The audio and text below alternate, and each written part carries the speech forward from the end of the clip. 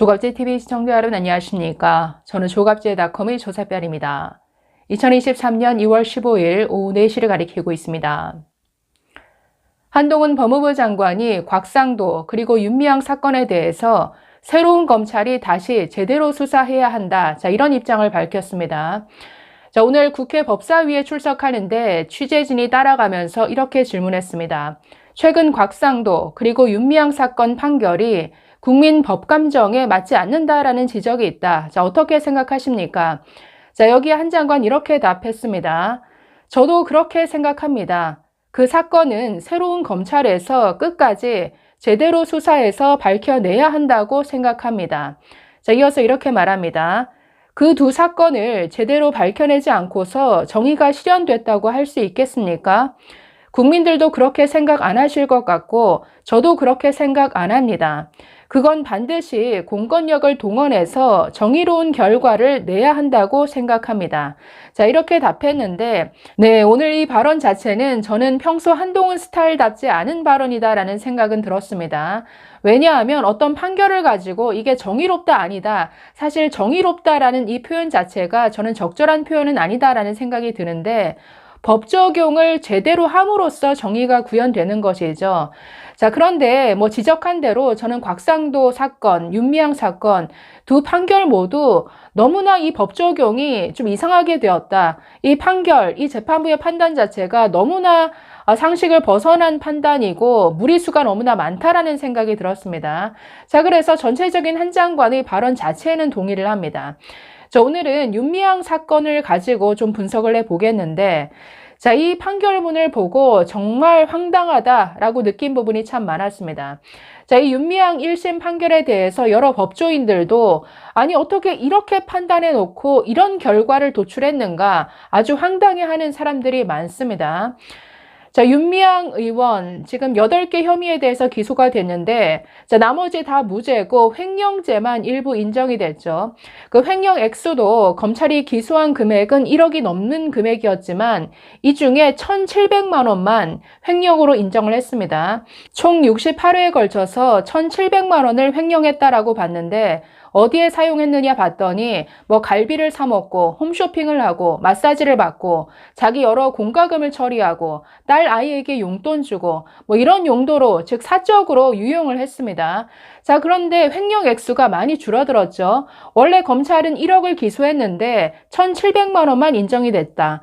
그러면 나머지 이 사용 금액 나머지 금액에 대해서는 그 지출 내역을 다 증명을 했느냐, 이게 정상적으로 정대업 활동에 쓰여진 자금이다라는 것을 윤미향 측이 입증을 했냐라는 것이죠. 그게 아닙니다. 그게 아님에도 불구하고 나머지 액수를 횡령으로 인정하지 않았다라는 점, 이게 문제라는 거죠. 재판부의 판단 내용을 한번 들어보시죠. 이게 타당한다 한번 보십시오. 재판부는 이렇게 말합니다. 피고인은 아무런 감독을 받지 않은 채 개인 계좌에 정대업 자금을 보관함으로써 본인만이 수입 지출 내역을 알 수 있었고 이로 인해 공적 용도의 지출과 사적 용도의 지출을 명확히 구별할 수 없는 상태를 만들었다. 즉, 이 정대업의 이 모금 계좌 자체가 완전히 엉망이었다라는 것을 알 수가 있죠. 이게 단체 계좌, 개인 계좌가 구분 없이 막 섞여서 사용됐다. 이것 자체가 문제죠. 그런데 이렇게 판단해 놓고서도 이렇게 결론을 냅니다. 피고인이 처음부터 계획적으로 정대업 자금을 횡령하기 위한 목적에서 개인 계좌로 후원금을 모집했다고 보기는 어렵다. 이게 계좌 관리가 엉망이지만 처음부터 고의는 없었던 것 같다. 아니 이게 완전히 봐주기 하고 있죠. 그러면서 또 이렇게 판단합니다. 2014년 10월 7일부터 윤 의원 명의의 개인 계좌에 입금되거나 지출되는 돈에 대해서 별도 장부 처리나 회계 처리가 이루어지지 않고 지출에 의한 증빙 자료도 정리되지 않았다.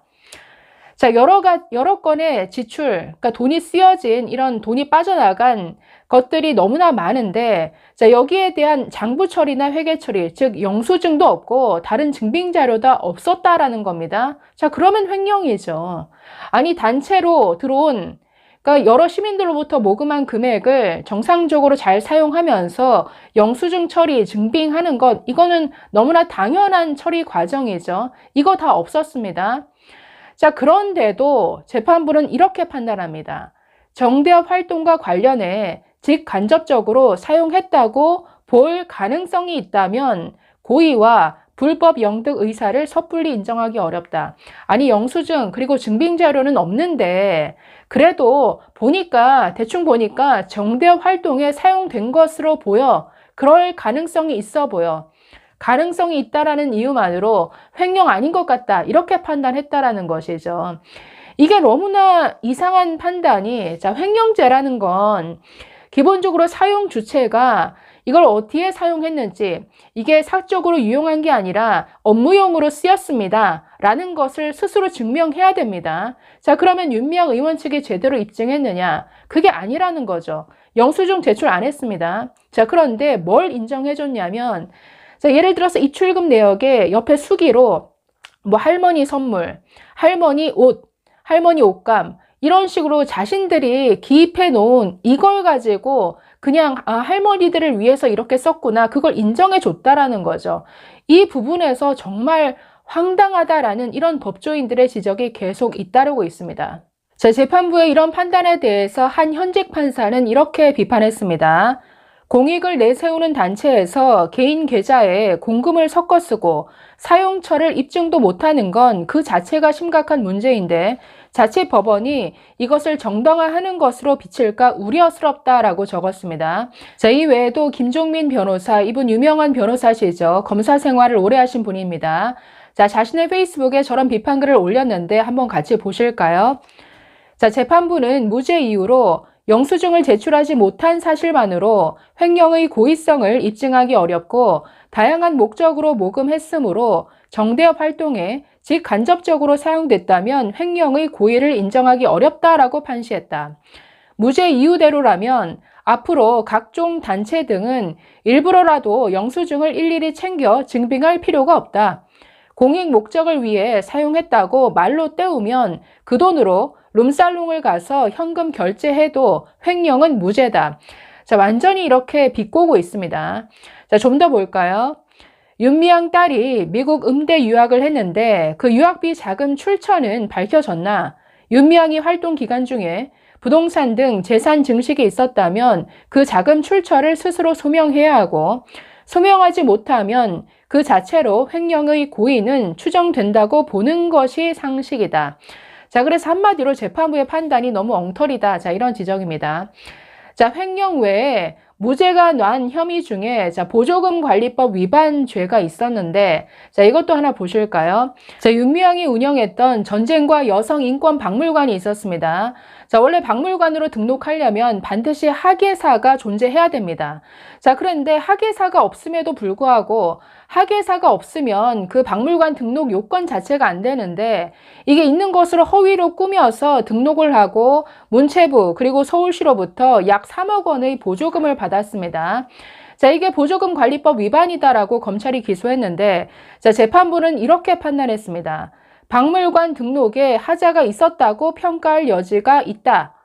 아니, 문제가 있다 이렇게 판단했는데 결론이 뭐냐면 이게 본질이 아니다. 그 이후에, 그러니까 등록의 하자는 있더라도 그 이후에 박물관 어떤 활동이 뭔가 이 보조금 취지와 맞다면 이게 죄가 없다 이렇게 판단한 것이죠. 자, 이에 대해서도 김종민 변호사는 페이스북을 통해 이렇게 비판합니다. 보조금법과 기부금법 무죄도 이해하기 어렵다. 보조금법이나 기부금법은 법률에 정한 요건을 위반해 보조금을 받거나 기부금품을 모집하면 그 자체로 범죄가 성립된다. 그렇게 받은 보조금이나 모집한 기부금을 그 이후에 이것을 공적으로 썼는지 또는 개인적으로 횡령했는지 여부는 범죄 성립에 영향이 없다. 다만 정상 참작 사유는 될 수 있을 것이다. 아니, 이건 요건 자체가 맞지 않는 것으로 이미 범죄가 된다라는 겁니다. 아니, 근데 어떻게 그 이후의 활동을 가지고 이게 범죄가 안 된다고 볼 수 있느냐? 그러니까 재판부의 판단 자체가 엉터리다. 자, 이렇게 지적하는 것이죠. 자, 좀 더 보겠습니다. 윤미향은 2013년에서 2020년 거짓 서류를 제출하고 정부와 지자체로부터 3억 6,500만 원의 보조금을 수령했다. 정부와 지자체를 상대로 사기를 친 것이고 보조금법은 이런 식의 부정한 방법으로 보조금을 수령하면 그 자체로 처벌한다. 왜 무죄인지 전혀 납득할 수 없다. 기부금법도 마찬가지다. 2015년에서 2020년까지 미등록 계좌로 41억 원의 기부금을 모집했으면 그 자체로 범죄가 성립한다. 윤미향과 그 일당은 위안부 파리 비즈니스를 했고 그 과정에서 거액의 사적 이익을 취한 범죄자들이다. 윤미향이 무죄라면 앞으로 모든 국민들은 단체 하나 만들어 가짜 서류로 국가 보조금 받고 미등록 계좌로 기부금 받아 자녀 미국 유학 보내고 아파트 사는데 보태기 바란다. 자, 여기서부터는 완전히 비꼬고 있습니다. 현금 인출해서 쓰고 영수증은 절대 남기면 안 된다. 수사기관이 뭐라고 하면 직간접적으로 단체를 위해 썼다고 말하면서 이 윤미향 판결을 선례로 제시하면 무사 통과다. 괜히 피땀 흘려 열심히 일하지 말고 제2의 위안부 파리 비즈니스가 훨씬 미천도 작게 들고 통 크게 먹을 수 있다. 도적질로 놀면서 권력도 잡고 돈 버는 게 너무 쉬운 대한민국이다. 네, 이렇게 정말 혀를 끌끌 차면서 비판하고 있습니다. 한 장관이나 많은 법조인들이 똑같은 목소리로 이번 곽상도 윤미향 의원 판결은 한참 선을 넘은 정상적으로 볼 수 없는 이런 판단이다라고 보는 것 같습니다. 감사합니다.